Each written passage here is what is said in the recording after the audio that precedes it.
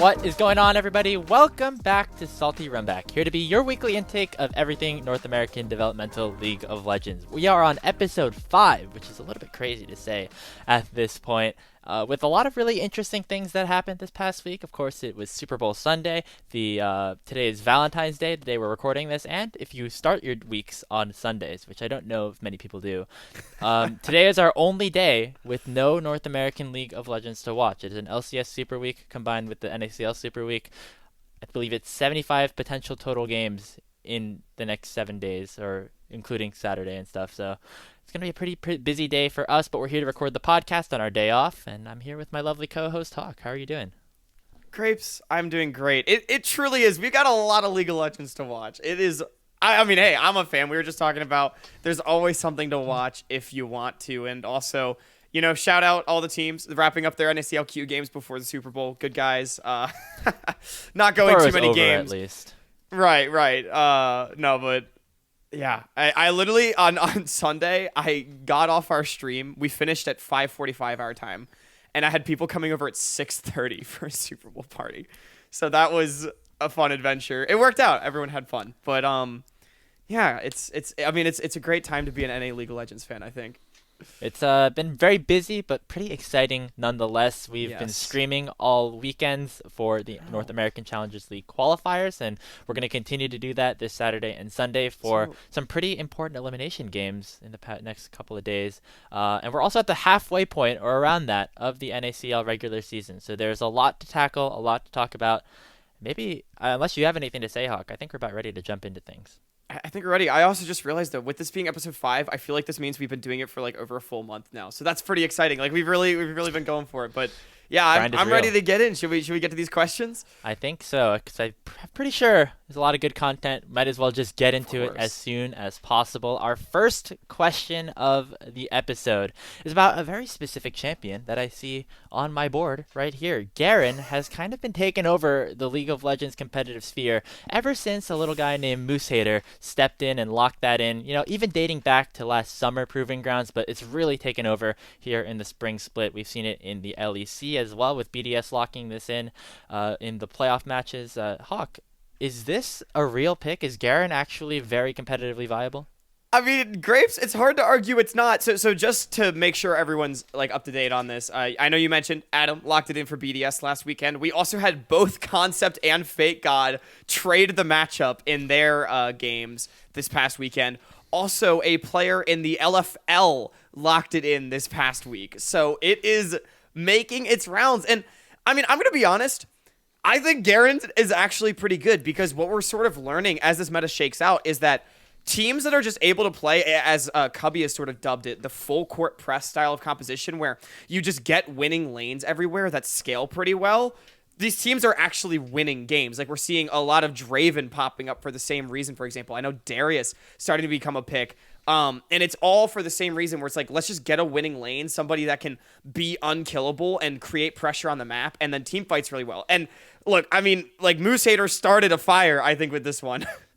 I'm super excited, because I think this is like the first time since 2016 with CLG and MSI with the Enchanter meta and things like that North America is really at the forefront of the new meta stuff coming out. Everyone wants the hype stuff from NA. I choose to believe that Adam watched MooseHater VODs. Even though like it's probably not the case, because Garen is such an Adam champion, I choose to believe that Adam was like, hey, this guy that hates Mies. Mies?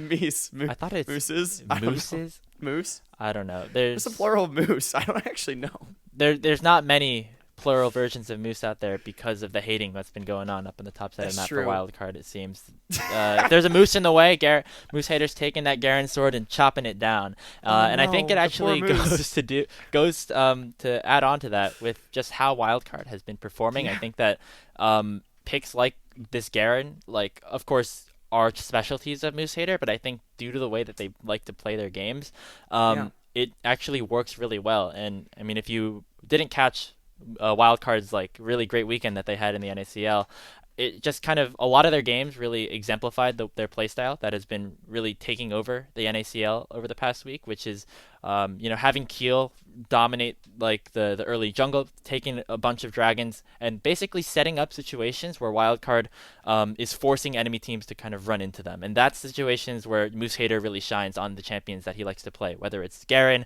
Right. Zach, Alawi. When you are forced to go in against MooseHater, and then Wildcard is just able to find these flanks and really just take over in these team fights, that's kind of where Garen has shined. And just in general, when you look at the rest of the teams playing it as well. Yeah. And I think that's what's given Wildcard a lot of success, and I think it's actually starting to become a pretty popular trend that's been, again, sparked by one of the developmental teams here in North America. Yeah, that's just what I love about it so much, and you hit the nail right on the head, is, like, again, Wildcard, they're not actually doing anything that mind-blowing in terms of, like, their strategies and stuff, but it's working so well, and it's rubbing off on other teams. Like, it's not that mind-blowing to be like, all right, guys, let's draft winning lanes and team fight for objectives, right? Like, that has sort of been how the game has been for such a long time, but they're doing it in such a specialized way, in such a unique way, and prioritizing picks that we might think of as suboptimal, like Garen, and saying, like, no, it's not suboptimal because it gets what we need, which is that winning lane that we can team fight around. Because, I mean, like, we've seen things like Zyra, too, for Duo King, right? Same idea. Win the lane, team fight well. And again, this team, they're really making this style work, even with how simple it may seem. They're doing it on another level, and that's why they're in second place. So, I mean, yeah. Garen, I think what Garen stands for, Grapes, is the secret sauce. I know there's some deviations from different builds and stuff. MooseHater, it's a classic stride breaker into like Mortal Reminder, getting that Zeal item, just doing full damage. I know Cubby and the rest of the broadcast likes to bring up the fact that he'll just sit in a side lane, lose a trade, and then just use the passive to just be a menace in there and just make sure that there's continuous pressure He went Quick Blades going one on. game, which I think is demonic. There was a rapid fire game as well. There's also rapid fire cannon. Yeah, Fake God went with the rapid fire cannon build as well. Fake God also built a Black Cleaver, which MooseHater is. He actually has been building that. So yeah. Some interesting build variation. See, not only is the champion itself the technology, but there's technology with the technology. Like, yeah. Run fast, run at them. I mean, the Garen flanks are just so good when they just like, and you hear one of like either Deserex or Mad Magic will just scream like MooseHater, and he just spins all over the place. Like, oh my Deserex goes wrestler mode. You know, it got real, right? Like, it's. Oh, good times. Well, I think that's enough about Garen. Hopefully, we'll be seeing more of him in the next couple of weeks as Wildcard continue their success. And speaking of Wildcard and the rest of the provisional teams, a lot of the provisional teams are doing pretty good, Fear and Wildcard. But some of them kind of middling or below standard, I would say. It seems as if, of course, the bottom 4 teams in the provisional round, TLF, AoE, FlyFam, and CLGF, kind of seem like at a different tier than some of the higher ups. And of course, playoffs is where the placing really matters to enter the promotion relegation tournament. But unless things kind of change, Hawk, I think that maybe we are kind of already setting the stage for this potential relegation tournament with these 4 teams. Do you think that anything could possibly change in the next couple of weeks? Yeah, and so real quick, I'm going to read the records to all these teams to everyone, just in case you don't know. So we've played 18 games out of 30, which means there's 12 left. Wildcard is sitting at 14-4. There's first of all, there's no way in hell Wildcard gets relegated. They're actually really good. So like that's for that. Cincinnati Fear is at 11-7. AoE Gold is at 7-11. Team Liquid is 3-15, and then CLG Faith and FlyFam are 1-17. So if that gives you an idea of sort of the discrepancy between the teams. And I think to start off this question, Grapes, I think Team Liquid first, CLG Faith and FlyFam, all the F teams I think they are headed towards relegation. I don't see a world in which these teams overcome the ones above them. The only one that I maybe could catch Cincinnati Fear is AoE Gold, especially AoE Gold. They just 2-0'd TL first last week. But the problem is, Grapes, they also got 2-0'd by Cincinnati Fear, which really sort of, I feel like, hurts their case in trying not to get relegated. AoE, they had a pretty good weekend. They went 3-1. By 2-0ing TL Faith and TSM going 1-1 as well, against TSM 1-1. Challengers, which was a pretty good showing by them. them. But they did get 2-0'd by Fear, as you said, and I believe they also got 2-0'd by Wildcard at another They did. point. That was in week 2. Yeah. But yeah, they did get 2-0'd by Wildcard. So any point of them trying to catch up to some of these higher provisional teams, at least in the regular season, will have to just be from them beating just challengers teams and having, either fear or wildcard drop down. But again, it doesn't actually matter really how well you perform in the regular season in terms of performing in terms of qualifying it back into the NACL. The entire placement is based off of playoffs, and of course with a higher seeding, you'll be able to get easier matchups potentially. But when it comes down to it, I think AoE actually probably is in a decent spot to kind of contest maybe at the top of the provisional teams. I don't think that they're in that same tier as the LCS affiliates. And I do think that for these LCS affiliates, we've seen some pretty solid moments out of a lot of the different players. I think Surdy and Citywitty have looked really good for Faith. Lunacia has the most solo kills out of any top laner in the league. And I think some of the new additions that CLG Faith have made with Aaron and Sketch moving back to the support have actually looked pretty good.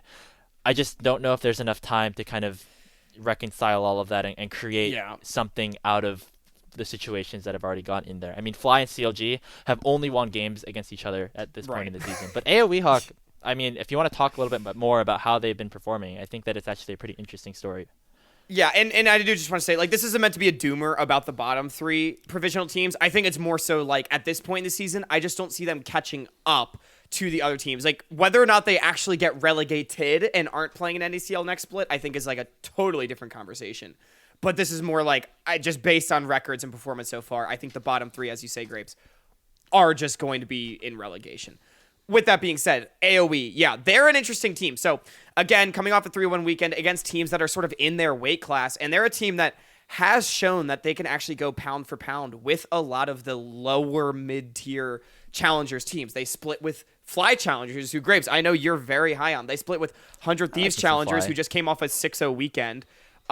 They split with IMT as well, and then obviously TSM this past weekend. So, they've been managing to split with a lot of these challenger teams, and also coming up with this 2-0 showing over TL First is really big, in my opinion, for not just them in the standings being able to sort of separate themselves from the rest of the provisional teams, but also in the sense that I think confidence-wise, that's absolutely huge for this team, Grapes. One that they've been struggling a little bit. It felt like they were all very talented and not getting out hands necessarily anywhere, but they were sort of not fast enough on the map, particularly in the early game, a little too reliant on Winnie.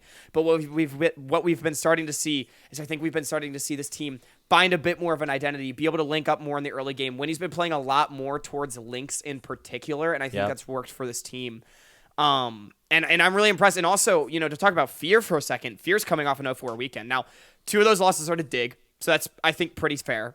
But the other 2 losses, I do believe, are to TSM, who, of course, AoE split with the day before. So, not a good showing from Fear. And if they are slipping, which I'm not going to say, they're going to start sucking, but if they are slipping, AoE is only 4 games back, and with 12 left to play, if we're talking regular season, that is within striking distance, I think, Grapes. Yeah, the Fear week was kind of a weird one, just because they did have a pretty tough matchup against Dig. I mean, that team is just kind of the best in the entire league by a wide margin. They get a pass. They get a pass for the Dig too. The TSM series, though, was pretty interesting, because I feel like Fear had their moments within that game. Specifically, I think Faisal had a pretty good series. And Manui had a pretty good game 1. But I'm not entirely sure why this is happening, but it just seems like they weren't able to kind of pull it together in the mid to late game. And I don't know if it's within just the way how good TSM Challengers were able to play, or just a showcase of how good Dig was. But we'll see how they end up bouncing back. I think that they definitely still are a very solid team, and hopefully will continue to succeed. And just the last point before we move on, I do think that although AoE is looking good, that 2-0 versus Fear just now, the O2 versus Fear just looks so bad right now, and it feels really bad, because if you did actually 2-0 Fear in that situation, you guys are tied in the standings at 9-9, and so or even at least split games. It's just going 0-2 is so rough. And Grapes, I guess I don't know if you had anything else to say, but if I were a betting man, which spoiler alert, we are betting people. We're going to do a lot of betting at the second half of this. But if I were a betting man, Allegedly. I wouldn't bet on AoE Gold to usurp Cincinnati Fear, but it's definitely possible. Yeah, and I think the interesting thing will actually be the promotion tournament, which we'll be talking about in the coming weeks. Because, even though these teams are struggling down at the bottom, I think that they actually do have some good stuff, and seeing how they match up against some of the top NACLQ teams will be really interesting in a couple of months. Moving on to our next topic here, another Challenger team that we actually haven't gotten to talk about too much here, Hawk, and throughout this show. Team Liquid Challengers had a pretty rough week, unfortunately, losing 0-2 to both CLG Challengers and C9 Challengers in relatively convincing fashions. They did have the nice series win against CLG Faith to end off the week, but Hawk, what happened with TL this week? Are they going to be able to turn things back around? Grapes, it's so tough. And getting into this question, TL, I love what they did with this roster. Remember, back at the very beginning of the season, regardless of how good we thought they would be, I tier listed this team at the top of my tier list. I love the idea behind this roster. I love the players on this roster.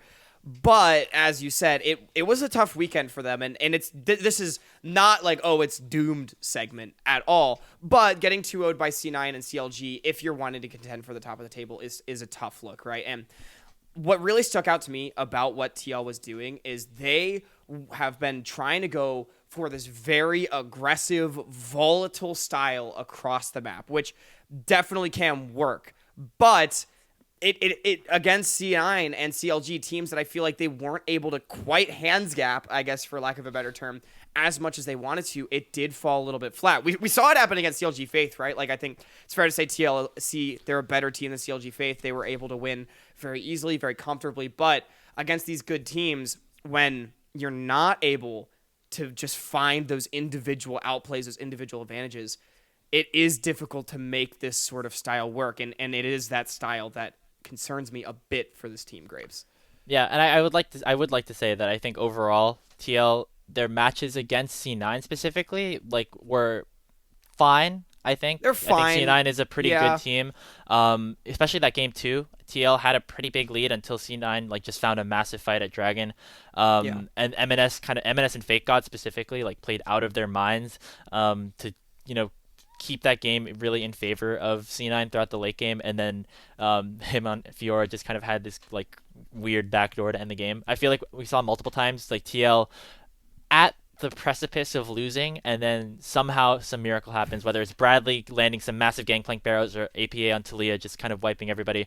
They are able to, at least they were able to get some moral victories kind of in that sense. And I think also I think Bradley had just kind of some weird laning phases throughout the week as well. Yeah.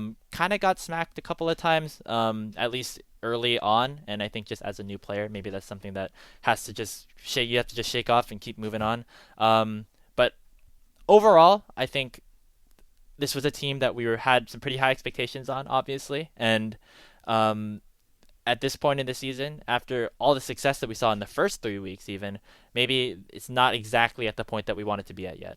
Right, and whether or not it's just, they've hit a rough patch or whatever, just to dive into it a bit more again, they've been playing this really volatile style. I do want to just, hit everyone with a couple pick ban stats, and I want to preface this, draft is not the end-all, be-all of League, and I know a lot of people get really invested in it, but most played champions in top lane for Bradley are Fiora, Gangplank, and Jax. Most played mid for APA is Talia. Most played bot for Arrow is Draven, and most played support for Kim Down is Nautilus, which these are all champions that other teams are playing, but TL is playing them far more than any other team, and it is clear that these are champions that are all carries, all very volatile, and so I guess something that maybe I would want to see out from this team is, when they lost, teams realize, hey, let's remove this really strong jungler, Mir, from this situation. Let's remove this mid laner that wants to play for sides in APA from the equation, right? And teams have been able to attack Mir and APA successfully. And I think something that maybe could benefit TL just a little bit is, hey, by all means, if we want to keep picking Draven, Gangplank, whatever, that's fine. But I want to see them find stability somewhere just to make their lives easier so they don't have to feel like they have to win every lane in every game. And I think that could help them so much. Because, again, these players are all really good. But as we saw, particularly against CLG, when you're against 5 other players that are also really good, yeah, it's hard to play a skill check comp, right? And so finding stability somewhere allows you to focus on skill checking them somewhere else, right? Yep. If that makes sense. And the benefit of playing a lot of these games, playing 30 games in 7 weeks, is that you Right. get the opportunity to kind of adjust. We've seen some you can see what works, experimentation see happen what doesn't, already. and make changes. Maybe it's a limit test, you know, like we have no idea. Maybe they're just but- limit testing those couple of games, seeing how far they could really push that. I mean, we did see some APAs here. We saw some Bradley Orn as well, so maybe some shift back to standard as we head into the next couple of weeks. But I'm not super concerned about TL. I think maybe if we keep seeing this trend, we can talk about this again and really analyze how we're going to go with that. But I think that's enough about TL Challengers. If we can move on to our next topic, which is about the NACLQ. This is going to be a pretty NACL focused episode, just a disclaimer, because I think next week is where we can really dive into the NACLQ a little bit more with semifinals and finals happening for the first event. But the one question that we do have here in this part 1, Hawk, is the fact that 4 teams have already locked their spot in the quarterfinals. That is Native, Supernova, Dewey and Tony Top, and Maryville University. Now, of course, the 4 top teams at the end of the next 2 tournaments will make it into the promotion relegation tournament. Do we think, Hawk, that these 4 teams are the ones that will be in that event? I think 3 of them are. You're gonna out one of them right now? I think I'm not sold on Tony Top. Ooh, interesting. I do want to kind of pick your brain on that a little bit, because go for it. Pick my brain. Doing Tony Top, I mean, they were the only they were not like the first seed going into their group. Obviously, they probably had one of the hardest matchups in that upper bracket going against Team Fish Taco, who a lot of people thought was a very established roster that would probably just generally perform well, and they won 2-0. So I was just wondering what you thought about that.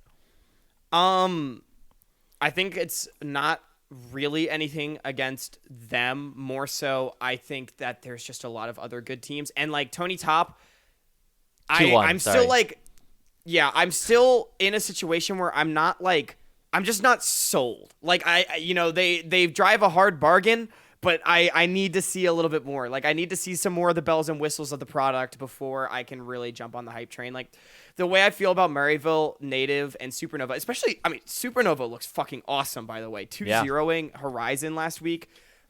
I don't think a lot of us had that on our bingo card. Like, they look really good, and I just feel like these teams look a cut above. I know Maryville struggled a little bit last week, but I just believe in that team in general.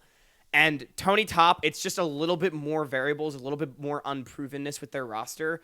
And so I need to see like what they do to close out this tournament, I think, before I fully jump on the hype train. I think that Sudsy and Wallflower specifically looked very, very good for this Tony Top team in that series against TFT. Of course, easy to remember that while it was Team Fish Taco, they were playing both A with ping issues and B with Crimson in instead of Comp 9. Right. How much you consider that to be a difference is kind of up to you, but that was a roster change that did happen. And we'll see how good Tony Top does in the quarterfinals. But I think Native and Supernova have looked very, very good. Maryville, I know I want to just touch on that really briefly. They played against Godel Gamers here in the second round. And Godel Gamers didn't have Trickster, their jungler, who many consider to be probably the strongest part of that team, for the entire series. And they also had to forfeit game number 1. So Maryville went 1-1 in 2 games against Godel Gamers team with the sub jungler, and so that raises a couple of eyebrows for me. I think that Maryville did look really solid in the open qualifiers, obviously, but falling in that way to Godel is a little bit interesting. Maybe it just means Godel is good, or maybe not entirely. We'll have to just kind of wait and see. But I think that overall, I'm confident about Native. I'm pretty confident about Supernova, and then the other 2 maybe not. Yeah, I definitely think the Maryville thing is like a deserved eyebrow raise. Like that should raise eyebrows. It should be like, I think at the end of the day, I think they at least make top 4 in this tournament despite that. But yeah, I mean it is definitely something worth keeping an eye on. And I agree with you. I think Native and Supernova look the strongest. I still need to see more out of Tony Top to really buy in. I'm willing to believe in Maryville. I don't really part of it too is there's none of the other teams that I'm really feeling that strongly about right now.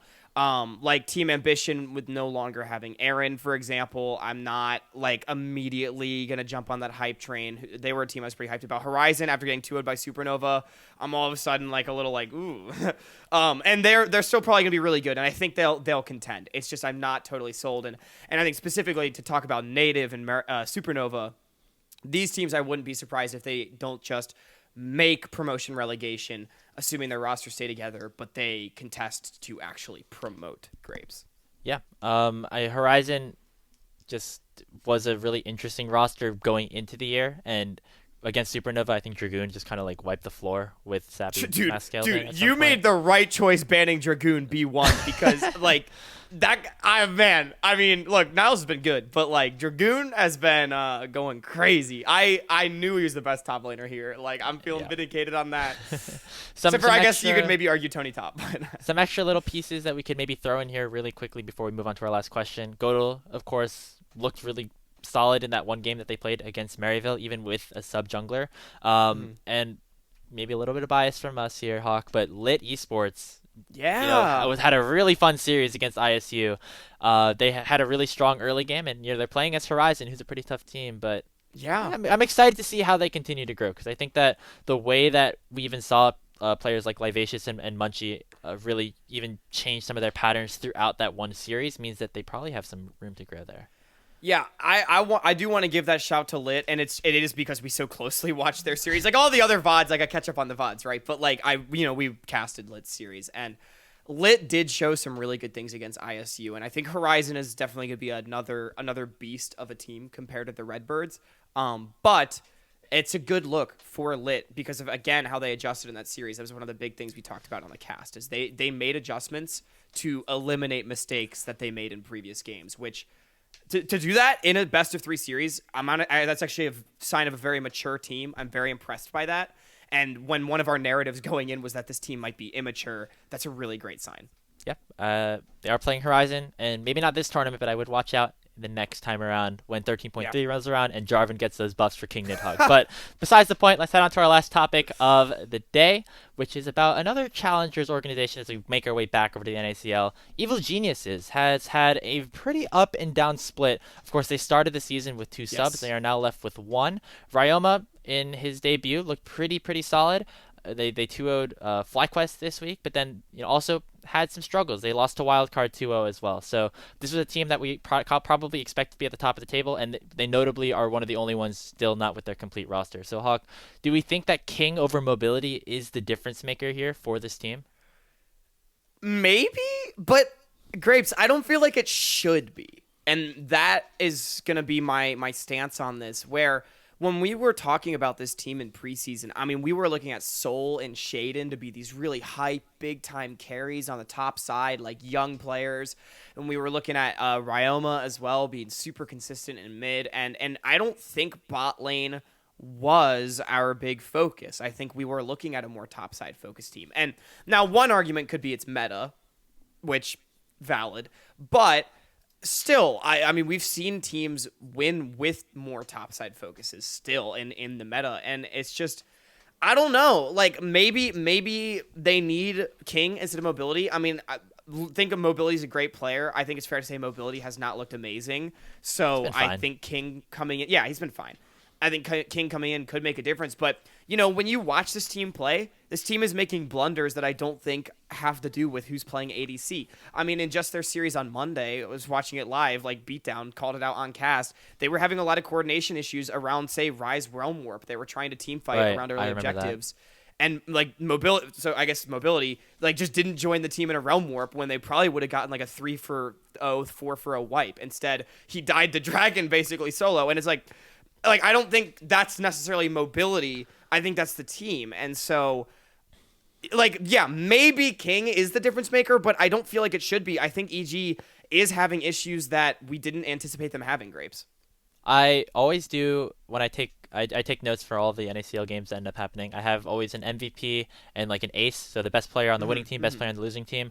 Every game this week for Evil Geniuses Challengers, Ryoma was my best player for them. I think that He's very, very welcomed back in. Was playing things like the Tristana mid, which were very, very fun to watch. And I think overall, their series against Wildcard, while there was some like things that and decision making processes that happen there, I think the strategy going in to really focus on attacking side lanes for Evil Geniuses and picking off members of Wildcard so you never have to get to those big team fights. It was the thought process was there, the execution maybe not as much, and so I do appreciate EG trying to find these opportunities, and I think they've looked relatively okay in trying to accomplish that. In game 2, EG, they actually got a pretty good lead on Wildcard until Lens got like 20 kills on Draven. Like they had those moments, but it is I just think it's one of those things again where it's like they've clearly got the right idea, but something's not quite going right. You know, I think Soul been a little quieter than we've expected. Shaden has had some 1v9 games, some more quieter games. And it's really been a lot about Ryoma, which I, again, think just isn't quite what we expected. Yeah, and I think it's fair. I think it's important to note, like, I think King is a player that gets underrated a decent amount. Like, throughout just kind of general sentiment. King should be an upgrade when he comes in. In the past, the past 3 or 4 years, he's always been like a top 2 or top 2, 3, or 4 bot laner in the league. I don't think mobility. I think mobility has been fine, but I think it's just given the situation that he's been in, it's not the best look for just like having a bot laner that you were expecting to be a really hard carry, be this rookie that's kind of just like being put on Ezreal and things like that. So I think that's going to be a really interesting thing to watch. I think I'm excited to just watch the pieces on this team. Obviously, like Ryoma has looked amazing. Shaden has had his crazy games as well. But I'm not entirely sold yet. I think it's just consistency. For whatever reason, this team hasn't been able to consistently find advantages and keep them, because keeping advantages is just as hard as finding them, right? And so, you know, but once we see that happen, like Grapes, not to spoil our part 2, but I think we do still both believe in this team somewhat. So again, similar to TL, I really don't think this is like blow it up, panic button, it's doomed. Like, it's just not what we expected, and there's still plenty of time for this team to find their footing. And again, it all comes down to playoffs in terms of total rankings. Everybody makes it to the playoffs. It's just maybe some seeding differences. Maybe King is back, maybe he's not, and maybe that doesn't even matter at all. But that's going to do it for our first part. I feel like we talked a while here in this section, Hawk, but it doesn't matter. I think some good conversations were had, obviously, as per usual. But I think it's about time to head over to our second section of the show. If you can see the title up there, maybe you can guess what's going to happen.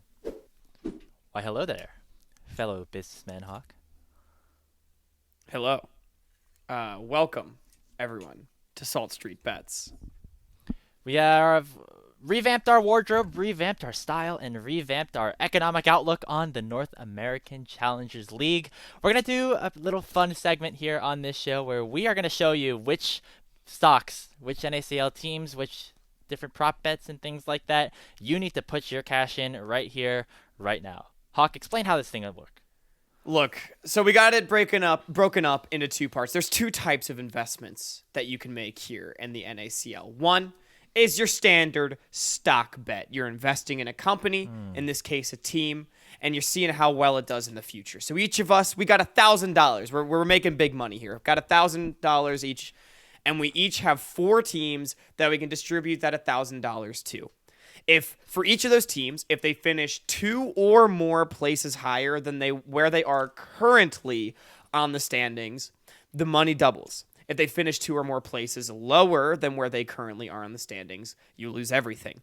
Now, there are also some bonuses for the teams that finish top 4 at the end of the split. And I should clarify, when we say at the end of the split, Grapes, we mean end of playoffs, end of everything, which is why it's broken up to first, second, and then third, fourth together. So the placing bonuses are as follows. If a team finishes in first place, you get quadruple the money you bet on them. Second place, you get 2 times. And third place or fourth place, you get 1.5 times. So there's a nice bonus, and it sort of incentivizes betting on teams that may already be pretty good. If you like a successful company, why not keep riding that wave? But hey, there's a risk, because if they fall off a cliff, so do your funds. Now, Grapes, that's just part 1, though, because we got another type of bet. As we said, we got the stock bets, and then we got the prop bets. These are a little bit more spicy. These are for the riskier investors out there. They might fluctuate a little bit more, but they're a lot cheaper to get into. Each of us has 3 prop bets that we have put $100 a piece on. The other host, when we reveal the prop bet, will determine what the odds on the bet are. So if the bet hits, it multiplies by that much money. If the bet doesn't hit, well, you'll lose everything. So that's a little bit more of the long shots. We're going to have some pretty hot takes that we will deliver. And basically, after we give our pitch for why we think that this is going to be a decent investment, our co-host will then decide how much they think that bet is worth. Do they think if we get that correct, we get to quadruple our money, 5 times our money, 10 times our money even, if things are going really out of hand? So that's how that section will work. And we will revisit this at the end of the split, and whoever has the most money at the end will be crowned our, I don't know, the diamondiest of hands. Well, I don't know how this betting thing works. I'm not very. We'll have the most imaginary money. We'll be the I don't know, the wolf of NACL. The Wolf of Salt Street. That's the how Wolf it of Salt will Street. work. There it is. Exactly. That's the thing. All Grapes, right. I hope you're ready for me to become the Wolf of Salt Street, because I got some great bets, but I know you're first, so you've got some really good bets to go over. Yeah, so we're going to start off with each of our portfolios. Again, we have put $1,000 into each of these teams. We have the teams listed, the amount of money we have put into them, and also the current placing of them at the end of week 4. The 4 teams I have are as follows. So FLYF Challengers, I have put $450 into. Evil Geniuses Challengers, $250. AoE, about $100. And for Dignitas Challengers, I'm putting in $200. Now, the first question I know some of you guys may be having is, Grapes, Dignitas Challengers, they're already first place. Why would I want to invest in them if I only get money from the amount of, places that they go up in the standings? Well, you're forgetting, my friend, about the bonuses. Dignitas Challengers is the Apple of the NACL. They are so successful right now. They are going to continue their success throughout, and I am very confident that they will finish in the top 3, which means that they will be able to multiply that money without falling out of that 3 places, which would lose it all before the multiplier. So I really think that this team is destined for a very, very good showing, and just putting a couple $100 in there will make sure that my money will stay safe and even multiply a little bit. Some of the other I can't bets wait to that get I my have, Dignitas phone one day. the dig phone, yeah. The dig phone, yeah. Some of the other bets that I have in here, I have the most money actually currently on FlyQuest, because they are actually big sitting fly stand. at tied for 8th place, which I think is probably a little bit lower than maybe some people had this roster. They have had really, really good performances all throughout. Struggled a little bit this week. Of course, they got O2'd by Evil Geniuses and Dignitas, so I think that this is probably their low point of the year in terms of standings, because they just had to play against Dig. And I'm hoping also for the fact that eventually Ayla will come back for FlyQuest, which means Winsome will be a big shot-calling piece for this Fly roster. And also just the fact that Masu will continue to scale up and be a beast and help out the rest of UG and Spyrex. I know I hyped up this team at the beginning of the split, and I am holding on tight with those diamond hands. FlyQuest all the way with $450. And the other 2 teams, Evil Geniuses and AoE, I think pretty similar things. They're teams that I had pretty high hopes for. Haven't necessarily met them just yet, but I'm hoping that with putting not as much money in as FlyQuest, but some decent cash in there, we'll eventually see some stocks rise. And I don't really picture them dropping below the current places that they're at. So at least my money is safe. Look, Grapes, I respect a man that knows what he's about. You've got almost half your money on the one team that you basically said was your ride or die at the beginning of the split. So I'm very here for it. We actually do have a couple similar teams. I'll just go on to mine, and then we can talk about it. So this is my portfolio. We got 2 similar teams, like I said. It's just not supposed to say TLC. That's supposed to say EGC. Evil Geniuses Challengers, as well as AoE Gold. Similar reasons as you. I feel like they're teams that are currently just lower on the standings than they will finish. I don't think they'll necessarily contest for top 4, but I think they're a pretty safe bet. That's why I put some money on them. But my big bet, Grapes, is going to be on Golden Guardians Challengers. Notice, they are currently tied for 5th place, which means if they hit top 4, not only do I get the bonus for hitting top 4, but they double my money, because they'll be third, fourth, so third, or second or first. So I will double my money if this bet hits and get the bonuses, and I think it's gonna fucking happen. This team is cracked out of their minds. I am all in on Golden Guardians Challengers. I think they split with C9C this week, if I'm not mistaken. They are looking so good. I'm feeling the hell out of this team. And then as far as I see you reacting. Before I get into CLG, hit me with your thoughts? I think in the stock betting world, this is what we like to call as a talented investor myself, betting or investing at a team's high point. This team is tied for 5th in the standings. If they lost one more game, they'd be at the 8th place point. And I think that's a very similar situation with FlyQuest, which is why I decided to invest in them versus Golden Guardians, where this team is 5th. You're gonna have to have them top 4 for you to make any money. Versus if FlyQuest jumps up to 5th, to where Golden Guardians is, which is only one game, that's already an increase in cash. Look, this is pretty rich coming from the guy that put $200 on Dignitas. But are you confident in them winning the split? Or I'm pretty confident about Dig doing pretty well. That's fair. My counterpoint to that will be, you're discounting the fact that Golden Guardians is just gonna make top 4. I don't make the rules. That's just gonna happen. We'll see. So and then as far as CLGC goes, kind of similar to you betting on Fly. I think this team is just a little lower in the standings than I think they'll finish. I think they're a top 6 team. And so I think they will finish as such and double my money. I also could see them maybe challenging top 4. I think it would be surprising if they got there, but not out of bounds. And so CLG I feel pretty good about as well. Copy and Meech are very good, and I think that will continue to be the case, and they're both young players. I like the CLG. I like the CLG bet. I just didn't want to stay super similar. I was definitely thinking about them. Put your money in first. I have a question. Was your Evil Geniuses investment based off of the fact that you think King is going to come back at some point? Kind of relating back to the question that we had earlier. No, actually, not at all. I don't think my EGC investment was really related to King. I think King, like I said, will be an upgrade, but in my professional business mind, I think that currently EGC as a company, as a team, just doesn't quite know where their profits come from yet. And they haven't, they've gotten lucky occasionally and found it, but they haven't found it consistently. However, I think that this team will be, the players are too good.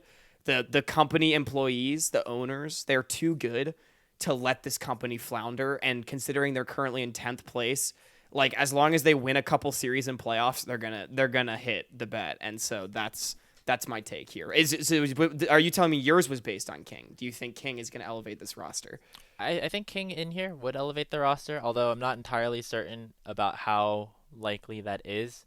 I am betting on Shaden and Ryoma to really take this team to the next level with the mid jungle. So if King happens to join, that's even more money for me. But you can't necessarily bet on the unexpected all of the time. Now, again, yep. That's all. Yeah, go for it. Sorry. How this works again is if your team finishes better by 2 or more places, your money will double. If your team finishes 2 or lower places, your money will go down. And Hawk, some teams that we didn't have in here. Wildcard, C9 Challengers, 100 Thieves Challengers. Are we not as confident about them? It's honestly just hard because they're all teams that are at the top of the table right now, but I don't feel good about betting on, especially Wildcard being in 2nd, which means that they can't go up. They could only go down unless they finished 2nd or 1st. And I think Wildcard is amazing. I think they could finish 2nd or 1st. But when I look at other teams, and it's they'll probably finish higher than they currently are in the standings, or at least they could contend for top 4. And I feel better about betting on those teams than Wildcard. That's the big thing for me. Similarly, for 100 Challengers, they're currently in 4th, which means to double your money, you need them in the finals. And I think they're really good, but especially when you're talking about playoffs format, getting into best of series that aren't best of 2s, I think they're a contender. I just don't know if I feel good about betting on them to make finals. Yeah, I think my thought process here, as we will get ready to get into the prop bet soon, is that 100 Thieves, C9, Wildcard teams like that, I feel are on similar enough tiers with EG, FlyQuest, Golden Guardian, CLG. Exactly. Where they're I not feel more high confident. enough for me. Yeah, they're not not high enough. as significant of a difference for me to decide, okay, I really am confident in this team versus the other team. Because if I'm relatively similar in my confidence, I want to put money in the team that's currently a little bit lower in the standings. So yeah, I do, they're probably all contending for those top 4 for those bonuses, but the added addition of just being a little bit lower in the standings is a little bit more appealing for me. But that's enough for our portfolios. We will see how those work out by the end of the split. It's time to get into the spicier part of this section, Hawk, which might be our prop bets. I think you're up first with our first one. So, Grapes, I have a proposition for you. Now, okay. I wanted you to go first because I was really afraid of setting the tone for how much the odds would be, so you've got to figure it out. But I'm coming at you with a hard bargain. I got $100 on the fact that TSM would face relegation if they were a provisional team. The other way this question could be phrased is that TSM is going to finish bottom 4. Okay, so that's what that means. They will lose both best of 3s in the playoffs. Now, this is an interesting one to me because TSM has honestly looked pretty decent in some of the matchups that they've had, especially this week against Fear with a 2-0. They went 1-1 against AOE. Are we not as confident about them moving forward? Do we think this team has already peaked?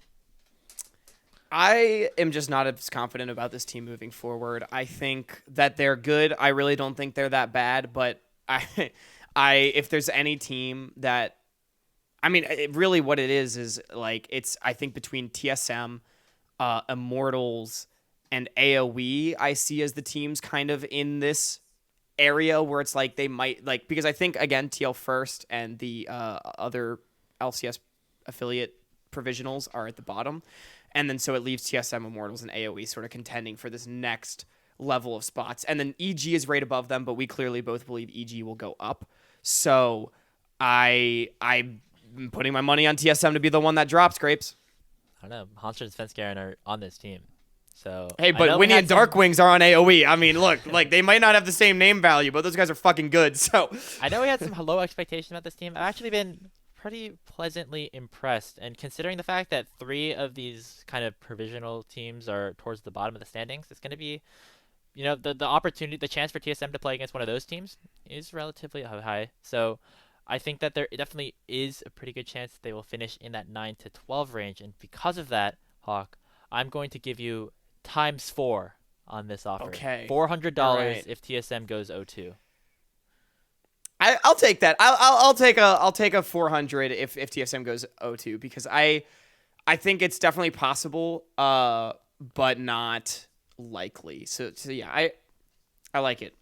Let's move on to my first prop bet, which may be a little bit contradictive to what I was offering with you. Oh, okay. I'm saying that one of the LCS affiliates, TL Faith, CLG Faith, or FlyFam, will win a series in the playoffs. So they probably will drop their first series because they'll be up against one of the top teams. But in that second series, one of them is going to come out on top. And this would be winning a best of 3 series early on in the playoffs. This is interesting. So I think that this is honestly something that is very unlikely to happen unless these teams somehow were in a situation to play each other. And what I think it really would be Team Liquid first playing one of these 2 teams.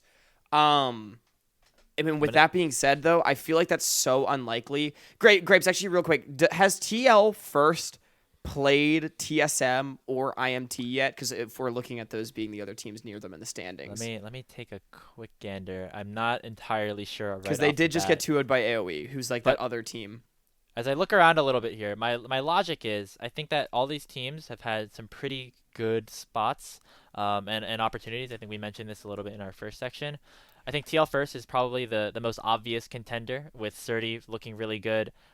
City Witty having some pretty amazing series as well. I think Aspect also looked relatively good that last series that they played, despite the losses against AOE. And honestly, we were talking about how AOE has improved a little bit. Their games against TL Faith were not clean at all. There were definitely opportunities for TL to take those games, specifically due to Aspect playing pretty well. And I think that they are probably a contender. I would also, though, not sleep on FlyFam. I think that despite all of the struggles that they have had to, deal with a new jungler and everything like that. I think Maniac actually coming in might give this team a little bit of extra help. We've seen Maniac's also a fan of the show, so that makes him 10 times a better player just for that. I mean, not just stroking the ego. I also actually think the way he plays, which is just playing tank junglers like Sejuani, running around just heavy ganking people, actually will help a little bit.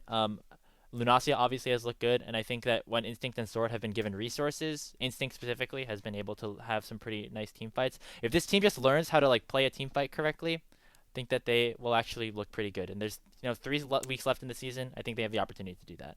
Yeah. Okay. So I did just look it up. TL first actually just this past week got 2-0'd by IMT. They've not played TSM yet. Ironically, Wildcard is actually one of the teams that they split games with, which TSM also 2-0'd them. It was kind of weird for Wildcard early on, but yeah. So okay. I mean, looking at this, like I said, I think it's honestly really unlikely. It's definitely not impossible, and what it comes down to, I think, it's really going to be who are their opponents in the losers bracket, because I don't see these teams overcoming one of the top teams in a best of 3, unfortunately. So it's like, who are they playing in the losers bracket, and if TL First in particular gets a matchup that is like, maybe if EG continues to struggle, TSM, AoE Gold, I could see them maybe pulling it out. So based on that, Grapes, I think this is less likely than the one that I proposed though. So I'll give you times 6. Times 6? Times I like 6. The sound of that. Can I offer you a counter? Oh, okay. Times 8. But if it's one of these teams playing against each other, then it's times 2 instead. Or are we not confident that that's going to happen? I feel like this is just getting you more money, right? I'll take the times 6. I was trying to negotiate a little bit. I didn't. Yeah. I got you. I got you. 6. I see you over there getting weaselly with me. No, I don't know, because I think part of the thing is, remember, we're betting on 3 teams here, right? Even if they're 3 teams that we don't think are going to do particularly I got it. amazingly, it is still betting on 3 teams. So I think times 6 is fair. We can maybe renegotiate this one in a bit. Because you know what? At this point, if one of these teams ends up playing each other, or 2 of these teams end up playing each other in the playoffs, I'll be very impressed that one of them managed to move up enough in the standings to do that. So... Because, I mean, as it stands, they're 4 games back from the next teams ahead of them, if you're in the case of Team Liquid. So, all right, Grapes, should we get on to prop bet number 3? Yeah, hit me with your best shot. All right. Grapes, we talked about it already. Garen is going to be picked or banned in the NACL finals. Whether or not that means it's Wildcard and MooseHater, it's the meta. It's the truth. So you think that Garen is just going to continue to spike in popularity, and by the end of the split, every team's going to be playing it? By the end of the split, they're going to be playing in LCK. That's how damn good it is. I can't say that with a straight face. This is I could totally see the Shy busting out the Garen. Come on, that's. I'm taking a look right now at teams that could potentially make it into the finals. See, C9 had Fake God play it. Wildcard had MooseHater obviously play it. Golden Guardians, top 4 Warriors. Golden Guardians is up there. Do I see Hoon playing Garen? Honestly, yeah, I think so, potentially. Hoon, for Dig, has done a really good job at just sitting in top lane and ending. It's just been a big old meatball. Ending the games without dying. And I think that Garen does a pretty good job with that. Yeah. I think that this is actually maybe a little bit less unlikely than we might have perceived. If Sniper plays Garen, I would be very surprised. But all the other teams, I can see an angle. I mean, yeah, I could definitely see an angle. But you also got to remember, finals will be played on a different patch than we're currently on. The meta could drastically change, because part of it is that the champions that Garen has been played into so far are tanks and Jax. That's been the big matchup. So Jax is getting hit with nerfs, I think, in 13.4, if I'm not mistaken. Or did he already get hit in 13.3? I'm not 100% sure. But he's going to get nerfed. And Cassante got nerfed in 13.3. So that's the one thing that I'll say to maybe get myself a little bit more money is Garen in maybe MooseHater will stop playing Garen in 2 weeks. Who the fuck knows? I'll give you times 5. Okay. If it was I'll take times 5. This patch, maybe we give you like times 2, times 3, 2.5. Or if this patch is guaranteed, baby, because like guaranteed, it's just gonna happen. Yeah, guaranteed. Oh, that's good. I'm so smart. I'll give you times 5. All right. Times 5. $500 on the line for Garen. Look, if any of the NACL players are watching this, just do it for me. Do it for the content. Like, come on. $500. I'll split the winnings with you. The imaginary salt bucks. Thank you. I can't wait to spend it. Oh, I was talking to the players, not you. But sure, I'll split it with you too. We can split it 3 ways. All right. You know, like if the player plays it. Yeah. Okay. Yeah. On my salt bucks, you think the restaurants will take it? Here's my next prop bet. It is about Cloud9 Challengers, actually. I think that their roster looks different entering the summer split. We talked about Jack stating the goals for this team, which is to get as many players promoted to LCS as possible. I think a lot of these players look like LCS-ready talent. And, you know, with the way the LCS has been going, there are definitely teams that maybe are looking for some changes mid-split. C9 Challengers is pretty good place to look. But, Hawk, you know, the other thing you have to think about is that, you know, I think a lot of teams here were built to perform well, and maybe just want to continue running with their current pieces. And also, we know that Cloud9 Challengers has a pretty crazy buyout system sometimes, with Jack wanting all the money that he can possibly have. So, what do you think about this prop bet? I want to pick your brain a little bit on this one first. So, do you think that what's more likely? The players go to other NACL teams? One, it's like 3 options. 1, players go to other NACL teams. 2, players get bought out by other LCS teams and play in LCS. I think 3, one of them goes to Cloud9 LCS. I think it's like a promote to LCS / like EU in some way, potentially. Okay. If we're looking at like MNS maybe. That's interesting. I actually think this is very likely, because I think unless you would be breaking the bank, I think there's no reason that MNS shouldn't be playing an LCS next split for a few of these bottom teams, to be honest. MNS has been kind of on another level so far this split, I think it's fair to say. And also with that being said too, when I look at the rest of their team, they're all players that I could totally see being on different NACL teams. I could see them playing in LCS as well. I actually think there's a really good shot at this. And I'm going to say I think there's a chance that MNS is playing for C9 LCS next split too. I think Diplex has been good, but I like Diplex hasn't been him, and when you're importing players, right, you're looking for the next like Faker. I feel like a lot of the time, for better or for worse, the next Impact, right? I would say that that's the most likely role for a promotion, both due to, you know, the status of both of the players in both the leagues. Right, exactly. So I'm looking at MNS as a really hot commodity, and I think he could totally get picked up by either C9 LCS or another LCS team. So Graves, I'll give you 1 and 3, because I still think like with the way that, because I do agree, I don't see this roster changing too much for other NACL teams. And especially like if C9 does really well this split with Diplex and they finish like top 3, I don't think there's any way they bench Diplex for MNS. It's only if C9 starts to struggle, which so far they got clapped by Fly, but Fly's on another level, right? So based on that, it could be very unlikely, more from like a business standpoint, but hey, that's why we're businessmen. Not so much from a player ability standpoint. Well, my fellow businessman, I will take that 3 times offer. This was my safe pick, I guess, if I wanted to try to get some money. Right. So that makes sense. I think an X3 makes a lot of sense here. I'm down for that. Yeah. That is totally valid. You know, you got to have a safe bet. You don't want to go home with nothing, because then, you know, I'm talking about taking the players out for dinner. What if I can't take myself out for dinner at the end of this? We've never considered that. Anyway, we're going to move on to my last prop bet. Got to take off the glasses one more time, because Mr. Andrew Grapes Howe, I think Native Gaming will be playing in NACL next summer. This is an interesting conversation. I think overall, if we're looking at teams that are most likely to promote at this point, Native probably looks the best, just in terms of how dominant they were, specifically, you know, against Team Ambition in that last 2-game series. Of course, dropped a game for content, maybe against CB, but coming into this next couple of weeks, hey, it was good content. It was a good series to watch. But I think overall, like, the pieces look pretty solid. if Shockey continues to grow over this next tournament, I think that they are probably a favorite to be the first seed coming out of this qualifier system. And the question is, do I think that this team is better than some of these provisional teams who I bet would, maybe perform a little bit better than expected come the playoffs of NACL?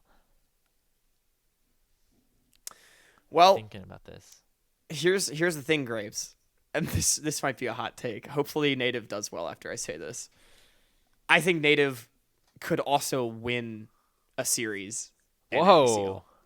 Wow. I think they could win a series in NACL. This is interesting because I'm doing this thing now where obviously... I'm not saying they would. I think they could. Right.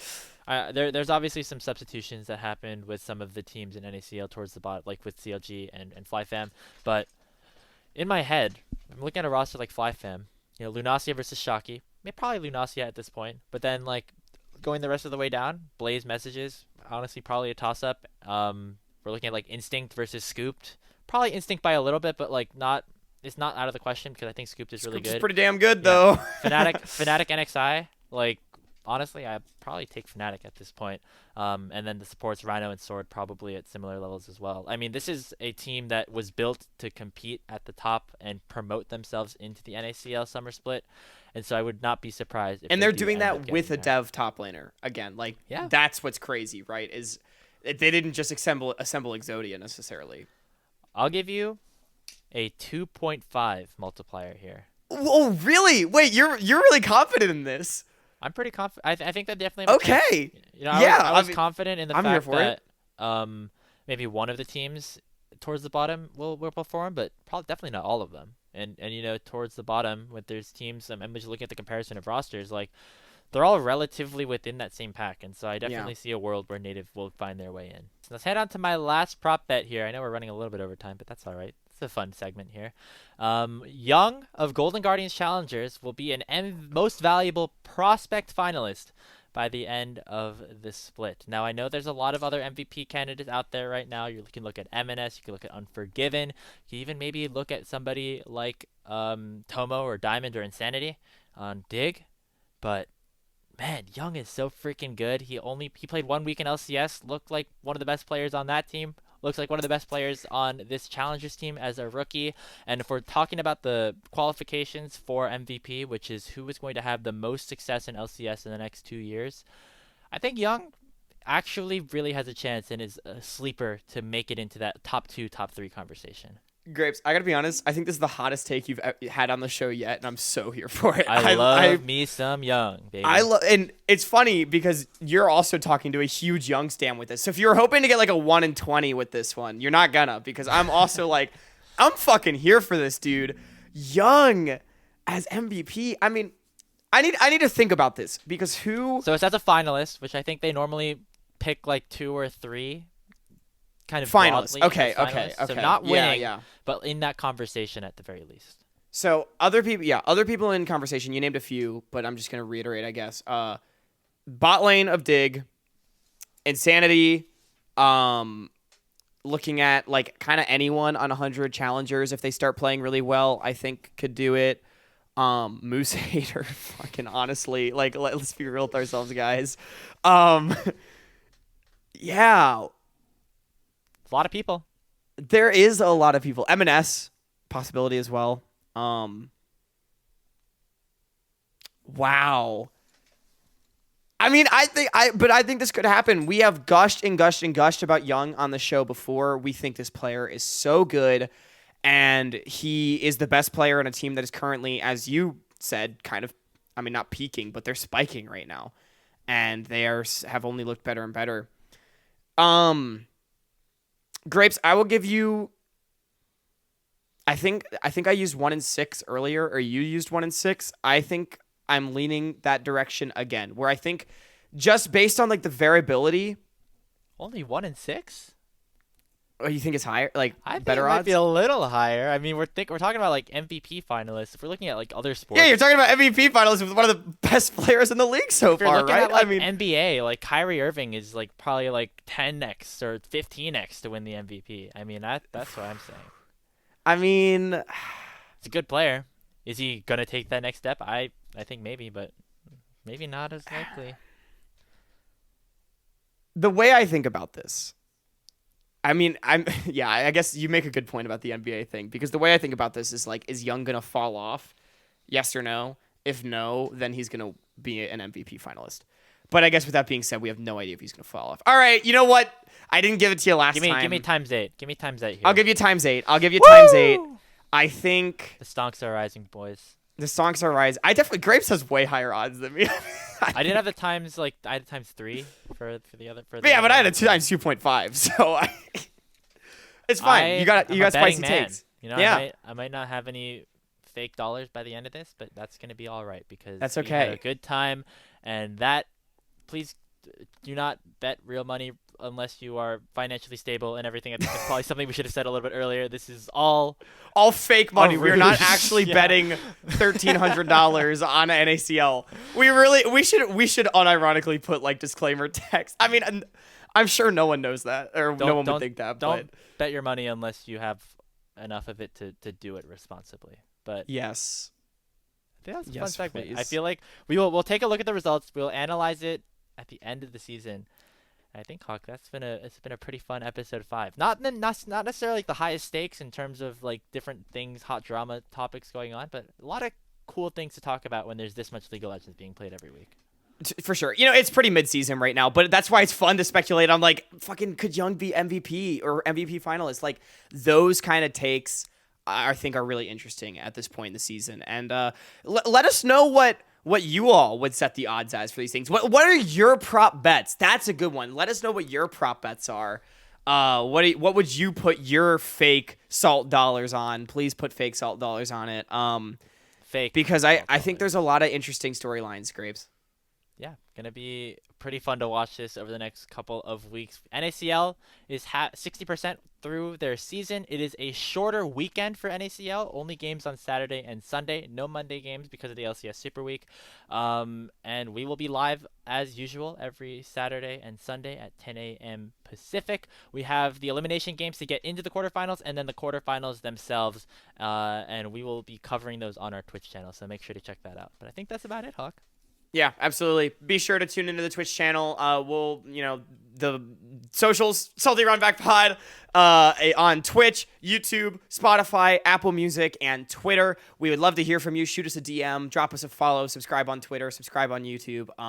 We really appreciate all the support, and we're so glad that we're able to bring content to the community that people seem to be enjoying, because I think we're in a point right now in the space where, I mean, it's so lively, it's so active, and we want to continue to bring it to everyone. And we will, but you should talk to us as well. Gmail us at saltyrunbackpod@gmail.com. We'd love, again, to hear from you. Give us any suggestions. If you want to give us ideas for more content, we are looking into putting that out. If you have a player that you want to interview, if you are a player and you want to be interviewed, I don't know, maybe reach out to us, and we'd love to talk to you. Grapes, I think this was another great episode. We're over a month in now. We've come such a long way here at Salty Runback. Again, be sure to tune into the streams on the weekends of the NACL qualifiers. Check out Grapes over on the Rally Cry stream as well. He's making his debut this weekend, if I am not mistaken. Be a fun time. It's going to be great. So, hey, and if you thought these odds are stupid, you can take them with a grain of salt. Let us know what you think. I've been Hawk. That's been Grapes. Have a good night, everyone.